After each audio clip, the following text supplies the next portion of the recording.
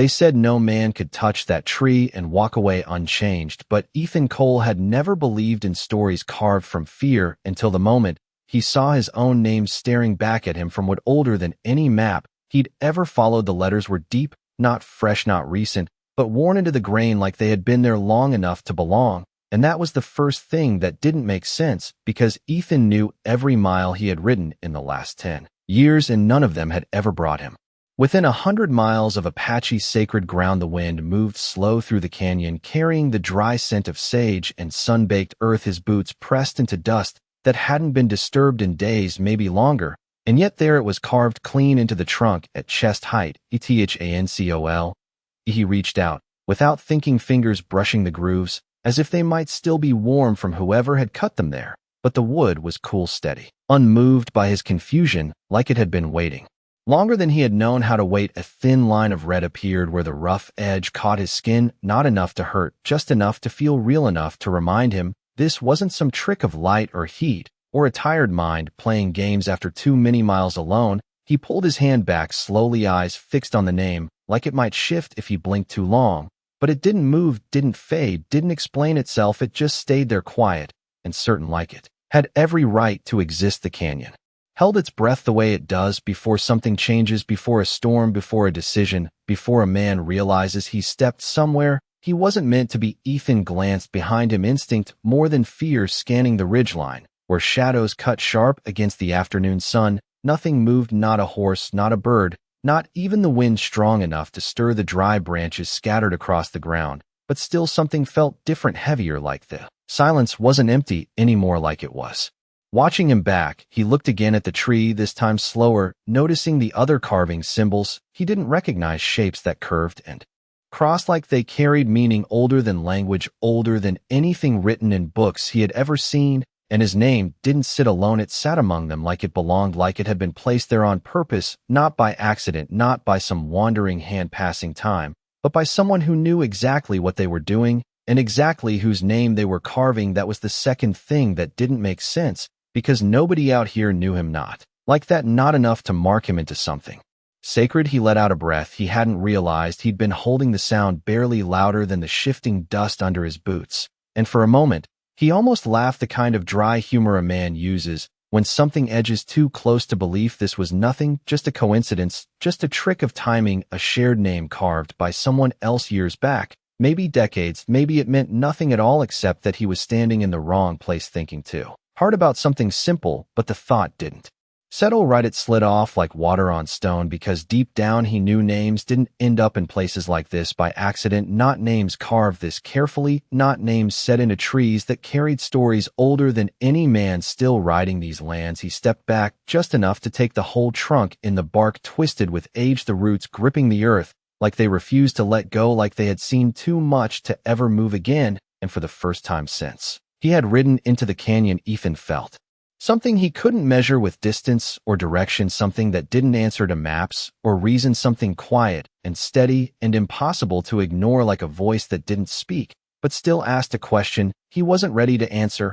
And just as the thought settled in, just as the weight of it started to take shape, the wind shifted, carrying with it a sound so soft most men would have missed it altogether, the faintest movement of gravel somewhere behind him, not close, not far, just enough to remind him that whatever this was, he wasn't alone anymore.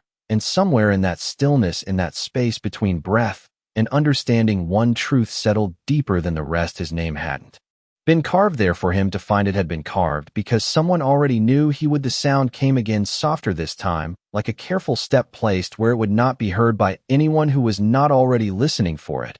And Ethan did not turn right away, because men who lived long on open land learned that not every presence announced itself with noise. Sometimes it waited for you to reveal how much you understood. He kept his eyes on the tree for one more second, committing the shape of his name to memory, the depth of each letter, the way the grain curved around it like the wood had grown to protect it. Then slowly, he let his hand fall to his side and shifted his weight, just enough to show he was aware. Without showing fear, the air felt tighter, now not dangerous, not yet, but aware, like the canyon itself had taken notice of him standing where he stood. He turned then, not fast, not slow, just enough to bring the ridge into view, and that was when he saw them, not all at once, not in a line but in pieces of shadow that did not belong to rock or branch. Three figures, maybe four, standing along the slope above him, far enough to remain out of reach, close enough that distance no longer mattered. They did not move, they did not call out, they simply watched. And there was something in that stillness that unsettled him more than any raised voice ever could, because men who meant harm usually made noise about it. But this was not that. This was something else, something older, something measured. Ethan lifted his chin slightly, not in challenge, not in surrender, just acknowledgement, the kind a man offers when he knows he has stepped into another man's ground and understands that the next moment does not belong to him. One of the figures shifted just enough for sunlight to catch along the edge of what looked like a bough, held low, not drawn, not aimed, just present, and that small detail told him more than words ever could. This was not a welcome, this was a question, and he had already given the wrong answer by standing where he was. He glanced back at the tree again, almost against his own better judgment, like it might offer something more now that he knew he was not alone. But the carving remained unchanged, quiet as before, indifferent to the tension gathering around it. Then a voice came, not from the ridge, not from behind him, but from somewhere to his right, closer than he expected, closer than he would have allowed if he had heard her approach. "You touched it." The words were calm, steady, spoken in English, shaped carefully, but without hesitation. Ethan turned his head and saw her standing between two narrow trunks where the shadows met the light. She had been there long enough to watch him, long enough to decide something before speaking. Her dark hair fell straight over her shoulders, catching just a line of sunlight, and her eyes were fixed on his hand, as if the answer she wanted was written there instead of the tree. "You are not supposed to touch it," she said, not as a warning, but as a fact, like saying the sun rises in the east or that water runs downhill. Ethan looked at her for a moment longer than he intended, not because of how she looked, but because of how she stood. There was no fear in it, no urgency, no anger, just certainty, the kind that did not need to prove itself. "I did not know," he said finally, his voice low, even carrying the weight of someone who understood that knowing or not knowing would not change what had already happened. She stepped closer, not enough to close the distance completely, but enough that he could see the fine detail in the small beadwork at her wrist, the way it caught the light with each slight movement. "Someone always says that," she replied, her gaze lifting now to meet his,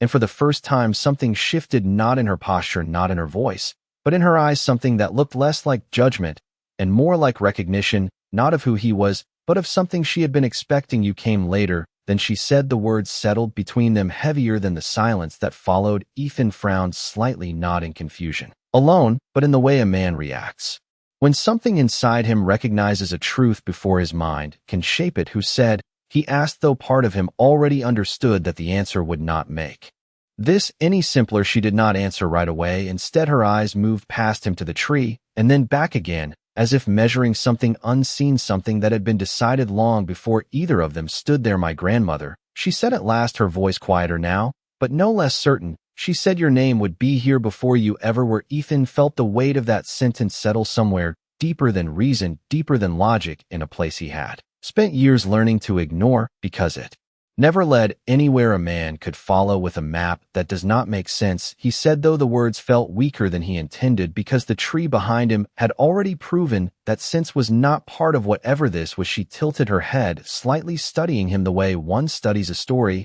they have heard many times, but never believed until now. "It does not have to," she said softly. "It already happened." And above them on the ridge the figures did not move, but their presence remained like a line drawn in dust, waiting to see which direction he would step next. The canyon did not change, but something inside it shifted, the way a room feels different after a truth has been spoken aloud and cannot be taken back. Ethan stood where he was, the dust still under his boots, the tree still at his back, but now the space between him and the woman carried weight, like a line drawn that neither of them had crossed. "Yet you said your grandmother," he repeated, not because he had not heard her, but because saying it out loud made it harder to dismiss. She gave a small nod, her eyes never leaving his face, as if she were measuring how much of this he could carry at once. "She carved names when the world spoke to her," she said, not proudly, not apologetically, just stating something that had always been true in her life, the way a man might say the river runs after rain. Ethan let out a slow breath, his gaze drifting for a moment toward the horizon where the land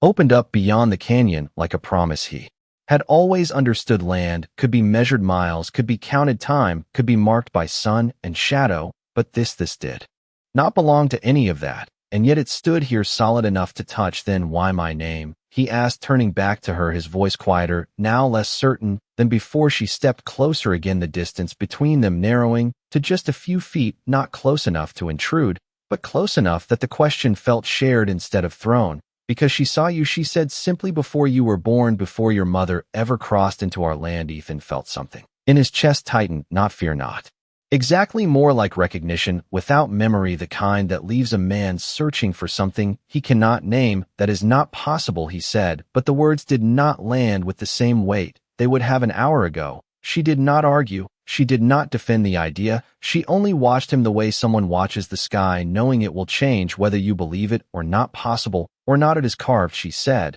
and the tree does not lie. The wind slipped through, again softer, now brushing against his coat, carrying that same dry scent of sage and dust, but beneath it something else, something faint like smoke, long faded. He rubbed his thumb lightly against his palm, where the wood had caught him earlier, the sting barely there now, but enough to remind him that this was real, not a story, not a dream, not something he could ride away from without consequence. Your grandmother, she is gone, he asked, though he already sensed the answer in the way she spoke of her. She gave another small nod. 2 winters ago, she said, and for the first time her voice carried something different, not weakness, not sorrow, but distance, like a road that had already been traveled and could not be walked again. Ethan looked back at the tree, once more the letters of his name cutting through the natural lines of the bark, like something placed there against time itself. Did she say anything else? He asked. Anything about why she chose me? The woman's gaze followed his to the carving, and for a moment she did not answer, as if the memory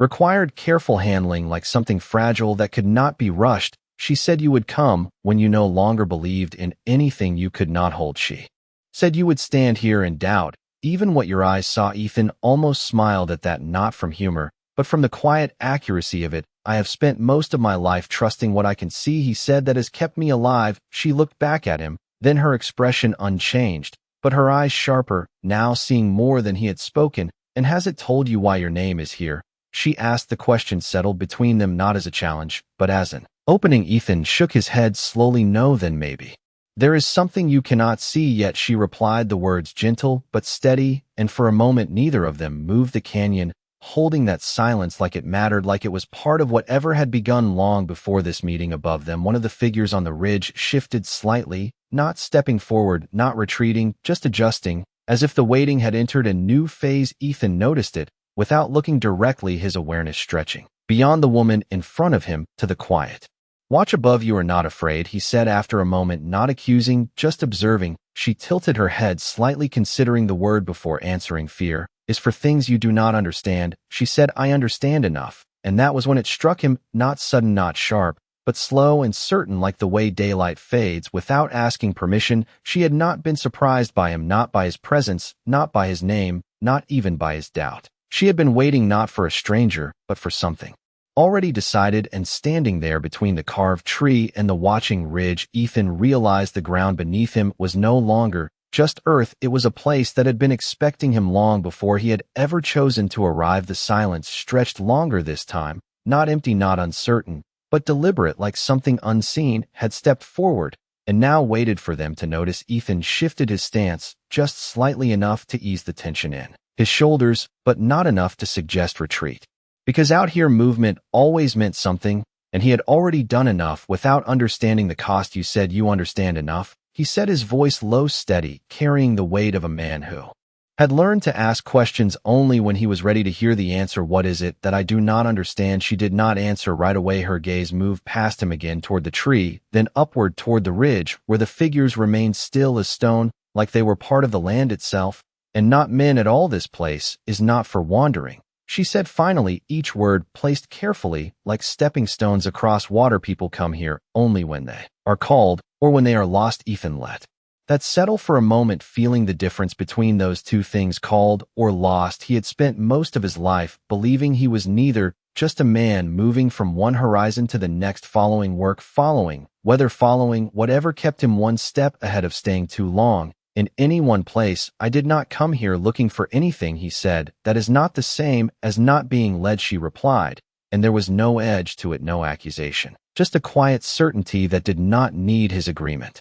The wind picked up slightly, carrying a loose strand of her hair across her cheek, But she did not brush it away. Her focus remained on him like the world behind him had already been accounted for. Ethan glanced once more toward the ridge, this time, allowing himself to fully acknowledge what he had only sensed before. "They are watching me," he said, not asking. She gave a small nod. "They are watching the tree," she corrected, and then, after a brief pause, "and you are part of what stands beside it now." The distinction settled deeper than he expected, not as a threat, but as a boundary, one that had been there long before he stepped into it, and would remain long after he left if leaving was still an option. "Then tell me what happens now," he asked, his voice quieter, not weaker, but measured, like he understood that whatever answer came would not be something he could simply walk away from. She studied him again, not his face, not his hands, but something beneath it, something that did not show itself easily to most people. "That depends," she said, "on whether you believe this is chance or something that has already chosen you." Ethan almost let out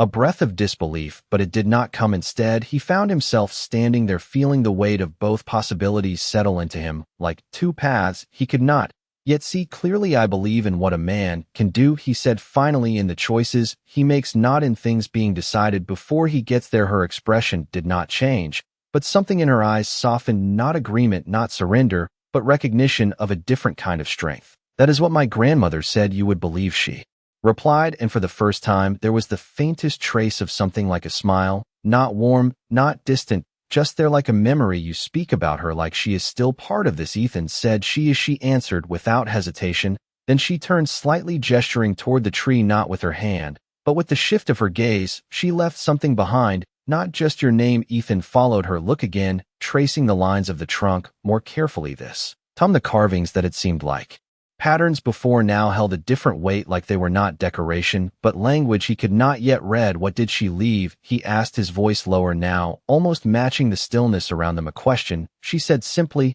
and this time she did step closer, closing the last bit of distance between them, until he could see the fine detail in her eyes, the reflection of light against something steady and unafraid. She said, "The man who stands here will not understand why his name was written, but he will have to decide what it means, and whether he walks away from it or carries it with him." Ethan felt the weight of that settle in a place deeper than thought, deeper than instinct, because for the first time since he had found the carving, he realized this was not about how his name got there. It was about what he would do now that he knew it was there. And above them on the ridge, one of the figures finally shifted more clearly, this time not stepping forward, but turning slightly, as if something had been acknowledged, some silent agreement reached without a single word spoken, and in that quiet movement Ethan understood something without being told. Whatever this place was, whatever the tree meant, whatever her grandmother had seen, none of it was waiting for him to understand. It was waiting for him to choose. The word choose did not leave him the same way it would have an hour ago. It did not sound like freedom, it sounded like weight, like something placed in his hands without asking if he wanted to carry it. Ethan stood there, feeling the air shift again, not from wind this time, but from the quiet understanding that whatever happened next would not belong to chance anymore. "You said she left something behind," he said, his voice lower now, less resistant than before. "A question." "You said, what kind of question?" "Does not have words," she replied, and for the first time she moved her hand, not toward him, not toward the ridge, but toward the space between them, where the light fell across the dust, as if the answer was not something spoken, but something found. Ethan followed the motion instinctively, his eyes dropping to the ground, and that was when he noticed it. Something small, half buried where the roots of the tree pushed up through the dry earth. It could have been there the whole time, hidden by shadow, or it could have only just revealed itself. He could not tell which was true. He crouched slowly, not rushing, not reaching too quickly, because everything about this place had already taught him that nothing here belonged to haste. The object was worn smooth by time, a small piece of silver shaped into a simple curve, like it had once been part of something larger, a pendant maybe, or a clasp.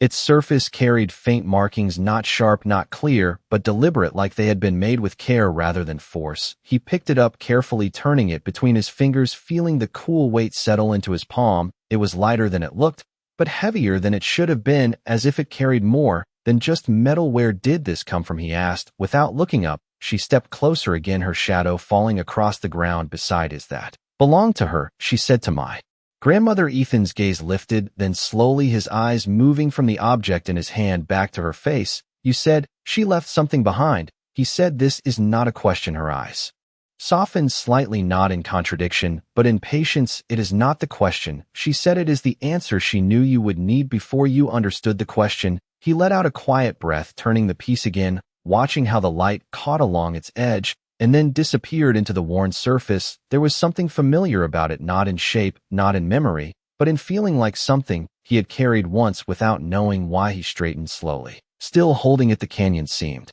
quieter now, not empty, but settled, like something had been acknowledged without words. Why would she leave this for me? He asked. And this time, there was no edge in his voice, no resistance, only the need to understand. She did not answer immediately. Her gaze moved again to the pendant, then back to him. Because it was never meant for you alone, she said. And that was when something shifted again, not outside, not on the ridge, not in the wind, but inside him, like a door opening just enough to let a memory through. Not clear, not complete, but present. He saw a flicker of something distant, a fire burning low against the night, the faint scent of herbs carried through smoke, a voice speaking in a language he did not understand, and yet somehow did not feel like a stranger to him. He blinked once, the image gone as quickly as it came, leaving only the weight of it behind. I have never been here before, he said, but the words felt different now, less certain, less final. She stepped even closer, now close enough that the space between them no longer felt like distance, but like something shared. My grandmother said memory does not belong to places. She said it belongs to what ties people together, even when they do not know it. Ethan looked down at the pendant again, his thumb brushing lightly over its surface, and for a brief moment, he noticed something he had not seen before, a faint line along the edge, not a scratch, not damage, but a seam, as if the piece could open. He hesitated, not from fear, but from the understanding that whatever lay inside would not be simple. You should open it, she said quietly, not urging, not commanding, just stating what had already been decided. He glanced at her once more, searching for hesitation, finding none. Then slowly, carefully, he pressed along the seam. The metal gave just slightly enough to reveal that it was not a single piece after all, but something that had been closed for a long time. When it opened, it did so without sound, like it had been waiting. The inside was simple, no gold, no intricate design, just a small folded strip of something that was not quite paper, not quite cloth, aged but preserved. Ethan stared at it for a moment longer than he intended, feeling the weight of what he was about to do settle into him before he reached in and carefully unfolded it. And for the first time since he had stepped into the canyon, he realized the answer he had been holding was not about where he had come from, but about who had been waiting for him long before he ever knew to look. The strip unfolded slower than his breath, as if the years it had been closed resisted being opened too quickly. And for a moment, Ethan did not look at what lay inside. He only felt the weight of it shift from something unknown to something waiting. The material was thin, worn, but not fragile, like it had been handled just enough to matter, but never enough to fade. When he finally lowered his gaze, the markings were not words he could read, not in any language he had learned from books or men, but they were not meaningless either. The lines curved and crossed in patterns that felt deliberate, like the carvings on the tree, but smaller, more intimate, as if this message had never been meant for many eyes, only for one. His fingers steadied against the edge of the metal case, while his mind reached for something familiar, something to explain what he was seeing. But nothing came, no translation, no memory, only a quiet recognition that this was not meant to be understood all at once. You cannot read it, he said, more to himself than to her. She did not answer immediately. Instead, she stepped closer, her presence now beside him rather than across from him. Her eyes lowered to the strip, but she did not touch it. She only looked the way someone looks at something they have known about for a long time, but never expected to see with their own eyes. It is not meant to be read, she said softly. It is meant to be remembered. Ethan let out a slow breath, the words settling into him heavier than anything else she had said so far. Remembered. He repeated the idea, catching somewhere between disbelief and something deeper. I have never seen this before. She shook her head slightly, not in disagreement, but in correction. Not here, she said, her voice quiet but steady, and then she lifted her hand slowly, not reaching for the strip, not touching him, but hovering just above his wrist, close enough that he could feel the warmth of her presence without contact. My grandmother said there are things the mind forgets, so the heart can carry them instead. Ethan's gaze remained fixed on the markings, but something in his chest tightened, not from confusion, but from the strange pull of something that felt almost familiar, like hearing a song you have never learned, but somehow know the rhythm. To the wind shifted again, brushing past them, carrying that faint scent of smoke, stronger now than before. And without warning, the flicker returned clearer this time, a small fire burning low against the night sky, shadows moving around it, not threatening, not hurried, just present. And within those shadows, a figure, older hands steady, placing something small into another pair of hands, a voice speaking not in English, not in anything he could name, but understood in the way meaning sometimes arrives without words. He inhaled sharply, the image dissolving as quickly as it came, leaving him standing once more in the quiet canyon with the strip of markings still open in his hand. "What is this?" he asked, his voice lower now, almost careful, as if speaking too loudly might push whatever this was back into silence. She watched him closely, not his face, not his hands, but the shift in him, the part of him that had begun to listen instead of resist. "It is a promise," she said, and this time her words carried something more, not weight, not urgency, but truth. The kind that does not need to be explained further. "A promise to who?" he asked. She held his gaze, then steady, unflinching, like the answer had always been simple, even if it had taken this long to reach him, to the one who would come when the path was no longer behind him, but in front of him. Ethan felt that settle deeper than anything else, not as a riddle, not as something to solve, but as something already decided. He looked down again at the strip, the markings unchanged, but different now, not because they had shifted, but because he had. And for the first time, he did not try to understand them. He only let them be what they were. "The answer you said." "She left," he murmured. She nodded slowly. "Yes." He closed the pendant carefully, not rushing the motion, not forcing it, just allowing it to return to the shape it had held for years. And when it clicked shut, the sound was soft, almost lost in the wind, but it felt final, not like an ending, but like the moment before something begins. He lifted his gaze to her again, and for a moment neither of them spoke, because there was nothing left that needed to be said. Not yet. Above them on the ridge, the figures remained still, but something in their stillness had changed, not watching now, but waiting. And Ethan understood without being told that whatever came next would not be given. It would be chosen, not by the land, not by the tree, not by the memory left behind, but by him. And for the first time since he had stepped into the canyon, he did not feel like a man who had wandered into the wrong place. He felt like a man who had finally arrived where something had been waiting long enough to matter. The pendant rested closed in his hand, but it no longer felt like an object. It felt like a decision not yet spoken aloud. And the longer Ethan stood there, the more he understood that nothing in this place had been meant to convince him. It had only been meant to bring him to the point where he could no longer pretend. He did not feel it. The canyon remained still, the same dry air, the same quiet ridge, the same tree at his back. But something had shifted in the way he stood within it, like a man who had stopped looking for a way out and started looking for a way forward. "What happens if I walk away?" he asked, not turning, not stepping, just letting the question sit between them. She did not answer right away. Her gaze moved past him again toward the tree, then upward toward the ridge, as if the answer did not belong to her alone. "Nothing," she said finally, "and everything." He let out a slow breath, the kind a man gives when he knows the truth is not meant to be simple. "I have walked away from a lot of things," he said, his voice steady, but quieter now. "It has kept me moving. It has kept me alive." She looked at him, then not with judgment, not with challenge, but with a kind of understanding that did not need to be earned. "My grandmother said some men survive by leaving," she said, "and some men spend their lives trying to understand why they never felt like they arrived anywhere." Ethan felt that settle into him deeper than the words deserved, like it had found a place already waiting. He glanced toward the ridge again, this time not to measure distance,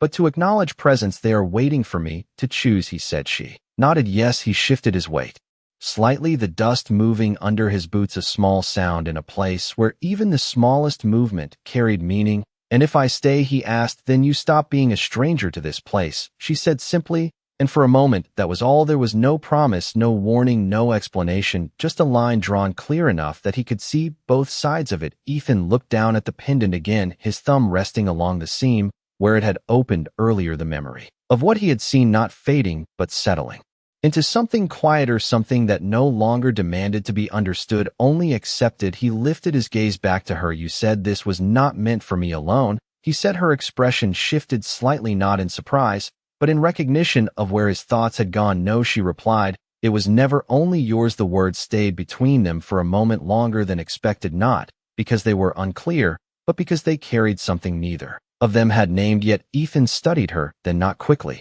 not searching for answers, but seeing her in a way he had not allowed himself to before. The way she stood grounded without effort, the way her presence did not push or pull, but simply remained. and for the first time since he had stepped into the canyon, he realized she had never once tried to make him believe anything. She had only stood there and let him find the truth on his own. Your grandmother. She saw me, he said slowly. She saw something, she answered.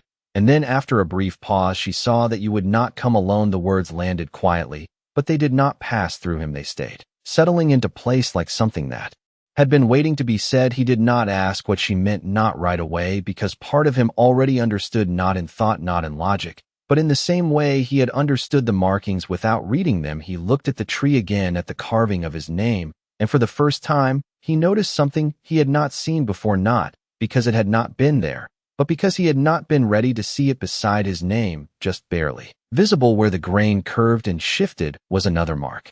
Not letters, not a full name, but the beginning of something, a shape that felt unfinished, like it had been waiting for time to catch up to it. He stepped closer, almost without realizing it, his hand lifting again toward the bark, but this time he did not touch it. He only looked, his breath slower, now more measured, as if the moment itself required it. Behind him, she did not move, she did not speak. She only watched and let him see it on his own. And when he finally spoke, his voice was quieter than before. Not uncertain, not afraid, just aware. This was never about finding my name, was it? She answered without hesitation. No, she said, it was about understanding why it was never meant to stand alone. And above them on the ridge, the figures shifted once more, not forward, not back, but just enough to show that whatever had been waiting had begun to move, not in action, not in force, but in quiet acknowledgement that the choice had already started to take shape. The mark beside his name did not grow, but it no longer felt unfinished. It felt waiting, and that difference settled into Ethan the way a horizon settles into a man who has ridden toward it long enough to understand it will not move for him. He stood close to the tree, now close enough to see how the grain curved around both shapes, not separating them, not forcing them together, just holding space, as if the wood itself understood something men often took too long to learn. Behind him, the canyon remained quiet, but the quiet had changed. It was no longer watching, it was listening, and above on the ridge, the figures held their ground, not as guards, not as judges, but as witnesses to something that did not belong to them alone. You see it, she said, her voice low, not asking, not guiding, just acknowledging. Ethan did not turn. He kept his eyes on the bark, on the faint second mark that refused to become a name, until something else did. I see enough, he answered, and for the first time, there was no resistance in it, no need to argue with what he could not measure, only a quiet acceptance that what stood in front of him was not asking for belief, it was asking for a step. He took a slow breath, the kind that fills a man when he stops weighing every direction and starts choosing one. Then tell me what your people expect, he said, not because he needed permission, but because he understood that stepping forward did not mean stepping alone. She moved, then not away, not toward the ridge, but to stand beside him, her shoulder just a few inches from his, both of them facing the tree, as if it were something shared now, not something between them. They expect the same thing this place always asks. She said, that you respect what you do not fully understand, and that you do not take what was not given. Ethan let those words settle, not as rules, not as warnings,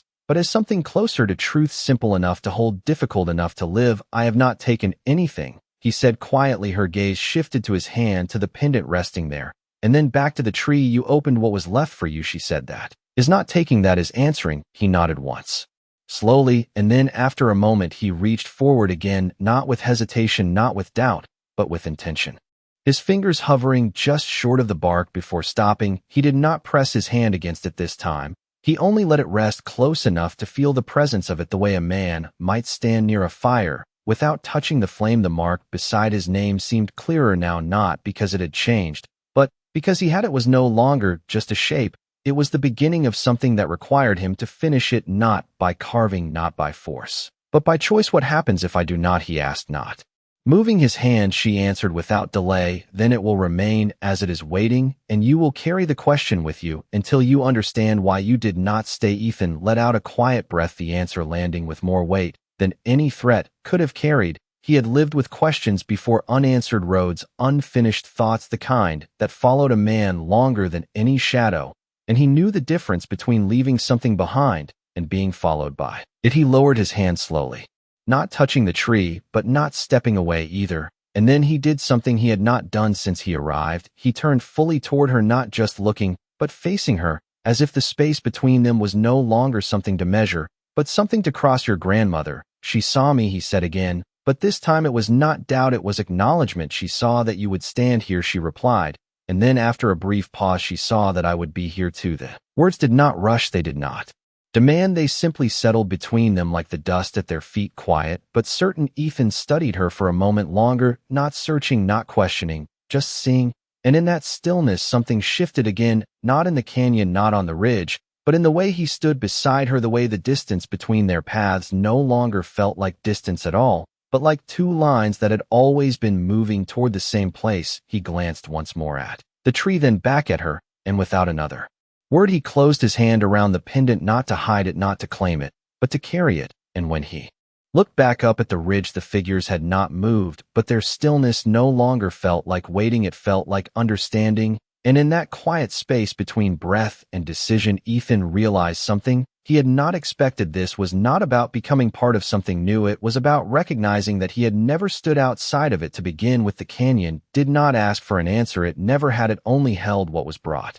into it, and returned what a man was ready to carry back out. And as the light shifted slowly toward late afternoon, Ethan stood there with the pendant in his hand and the tree at his side, and understood that nothing more was going to be revealed to him, not in words, not in signs, not in anything. He could follow the way he had followed trails and rivers all his life. The rest of it belonged to what he would do next. He took a step back, not away from the tree, but away from the need to stand inside its shadow. His boots pressed into the dust, leaving marks that would not last long, but would still exist for a while longer than the moment itself. He looked once more at the carving, at the way his name sat in the bark, no longer strange, no longer impossible, just present like it had always been there. And then his eyes moved to the faint mark beside it, the beginning of something that had waited long enough to matter. He did not reach for it again, he did not try to complete it or claim it, because for the first time he understood that some things were not meant to be finished in a single moment. They were meant to be carried forward and shaped by what came after. Beside him,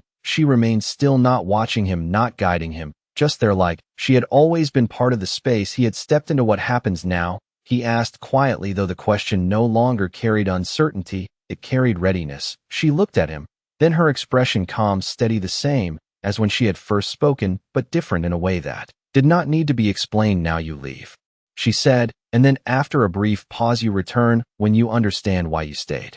Ethan let that settle into him, the words simple, but heavier than anything else he had heard, because they did not ask for belief, they asked for time. He nodded once slowly, and then turned his gaze toward the open land beyond the canyon. The horizon stretched wide, under the fading light, the kind of distance he had always trusted, the kind he could measure, right across, leave behind, and yet it did not feel the same anymore, not smaller, not less certain, but different, like it was no longer something to escape into, but something to carry this place into with him. He slipped the pendant into his pocket, not hidden, not forgotten, just placed where it would remain close enough to feel, without needing to be seen.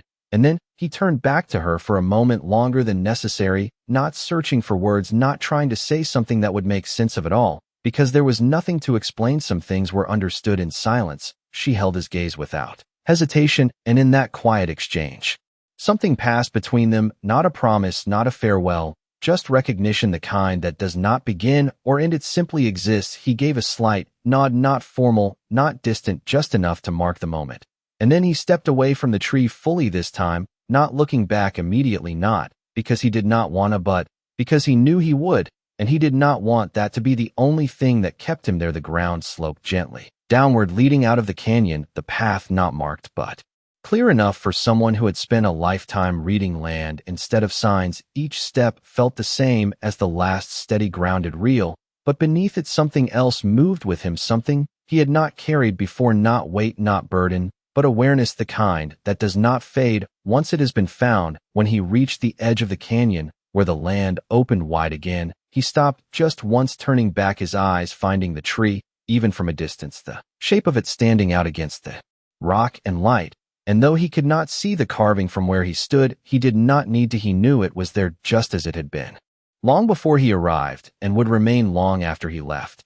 And then for a brief moment the wind shifted stronger than before, carrying with it that same faint scent of smoke, and something else, something new, something just beginning. And though he could not see it clearly, there on the trunk beside his name, the faint unfinished mark no longer looked empty. It looked answered, not carved, not forced, but present, as if time itself had moved just enough to place it there. And back at the tree she stood, where he had left her, her gaze resting not on him, but on the place where his name had been written, and beside it now the second name, no longer a beginning, no longer a mark waiting to be understood, but a name fully formed, quiet and certain.